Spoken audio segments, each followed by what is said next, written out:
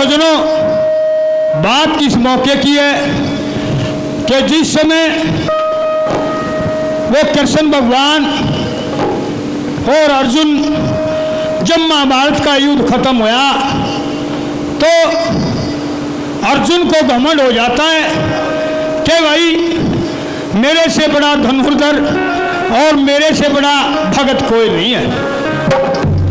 लेकिन जब महाभारत के युद्ध खत्म होने के बाद में अर्जुन जब जंगल में निकला तो एक छोटा बच्चा था, धीर धवज, उसने उसको बाणों में हरा दिया और आन के कृष्ण भगवान के सामने हाथ जोड़ लेता है, हे भगवान, मेरे को आज एक छोटे बच्चे ने परास्त कर दिया।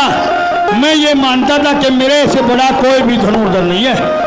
कृष्ण भगवान यूं कहने लगा, रे तेरा घमंड होगा, तेरे से बड़ा कोई नहीं है, लेकिन तेरे से बड़ा भगत भी इस दुनिया में एक और है। कि महाराज बताइए कौन है? तो कृष्ण भगवान एक माया रूपी शेर को ले लेते हैं और अर्जुन और कृष्ण दोनों बाबा जी का भेष धारण करके राजा मोरध्वज के पास पहुंच जाते और जाकर उसके दंडवत प्रणाम करी। राजा न्यूकल राजा, महाराज बताइए क्या सेवा करूं? कि भाई सेवा तो बाद में करना, पहले 3 वचन दे दीजिए। कि महाराज कौन से? कि 3 वचन देगा तब हम सेवा पानी की हाँ भरेंगे, नहीं तो नहीं। कि महाराज 3 वचन दे देता हूं। राजा मोरध्वज ने 3 वचन दे दिए और वो साधु यूं कहने लगे, भाई पहला वचन, हमारे पास एक शेर है, वो मांस खाता है, यदि कोई दिक्कत नहीं। लेकिन दूसरा वचन ये है कि वो मांस अपने लड़के का, तुम्हारे लड़के का खाएगा। कि महाराज मेरे लड़के का? कि हाँ। और तीसरा वचन ये है कि राजा और रानी मिलकर उस लड़के को आरा लेकर खुद काटें। जब वो मांस शेर खागा, और एक शर्त और भी है, अगर काटते समय दोनों की आंखों में आंसू आ जाए तो हमारा शेर मांस नहीं खाएगा, भूखे ही चले जाएंगे, वचनहारी हो जाओगे। तो राजा और रानी लड़के को बीच में बिठा के और उसको काटने लग जाते हैं। देखिए लोगों, समय कुछ नहीं पता चलता क्या करवा देता है, और दोनों एक दूसरे को देख के और आरा चलाते हैं।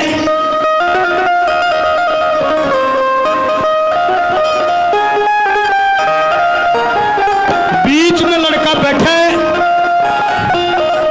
और राजा रानी की, रानी, हाँ महाराज, आज मैं वचन हाजिर हो जाऊंगा। अगर आपने ऐसा मुंह बनाया, साधु संतों का ये कहना है, अगर बीच में काटते समय आंसू आ गए तो मैं वचनहारी हो जाऊंगा, शेर भूखा चला जाएगा। नहीं महाराज, आप इस आरे को साइड में रख दीजिए, क्योंकि मैंने 9 महीने तक अपने बेटे धीरध्वज को अपने गर्भ में पाला है, और आज केवल उन संतों के लिए, उन संतों के वचनों को पूरा करने के लिए आप मेरे बेटे इकलौते पुत्र धीरध्वज को आरे से काट दोगे महाराज। रानी, हाँ महाराज। धीरज रख। नहीं महाराज। बीचों बीच चलाना रे यारा,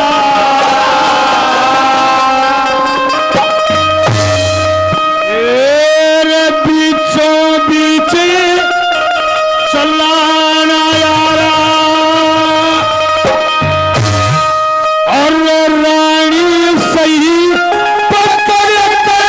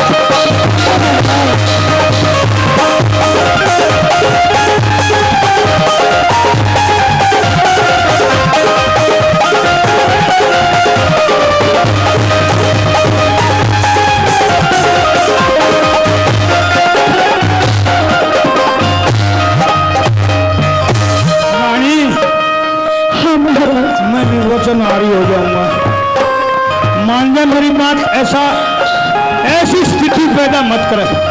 नहीं महाराज, मैं अपने इकलौते पुत्र धीरध्वज को दान में नहीं दे सकती। उन संतों को आप कुछ धन माया दे करके भेज दीजिए वापिस। हमारे घर में बहू भी बैठी है। तेरा वचन भरा के लिए संतान है, वचन भरा लिए संतान की कुछ बात समझना। लौटा देती संतों को कुछ दे करके धन माया। और न्यू बोले मारा शेर जमा दे, कई रोज तना खाया। सब दरिया की भरी रसोई फिर क्यों ना जिमाया।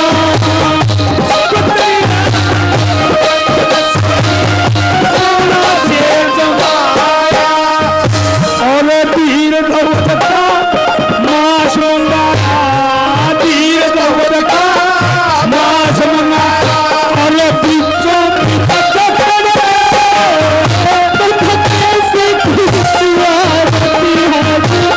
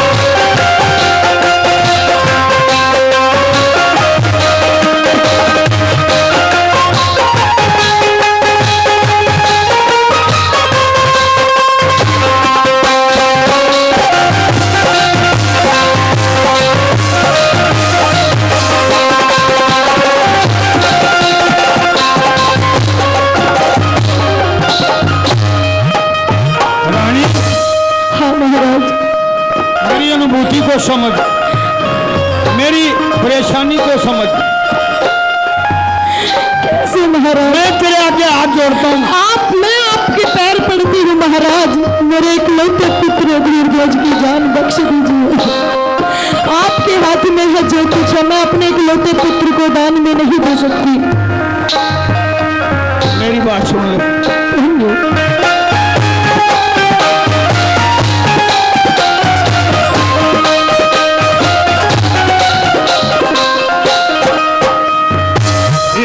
वज्र का कर लिए ही वज्र का कर लिए ही अरे ना करिए मन मारा। आज तलक ना इसमें खींचती माँ बिहते तेरे मन की हालत समझू, तेरे मन की हालत समझो तू सुपरस्टार।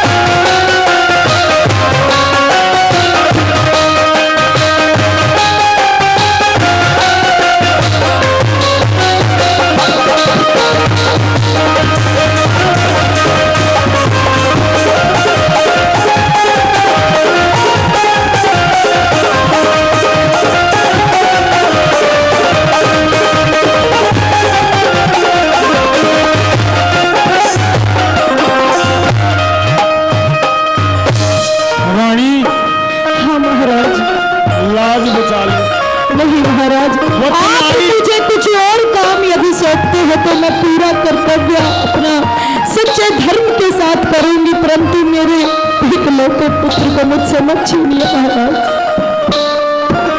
एक मर्द मानस होते हुए दिल तो मेरा भी ऐसा है।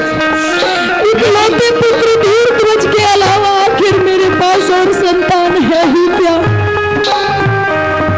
महाराज? सुन ले मेरी बात। कहिए महाराज।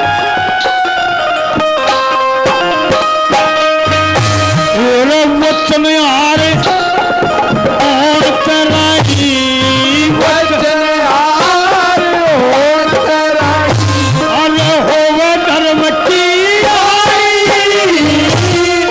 तेरे धर्म की खातिर पड़गी सिद्ध की जाने खपा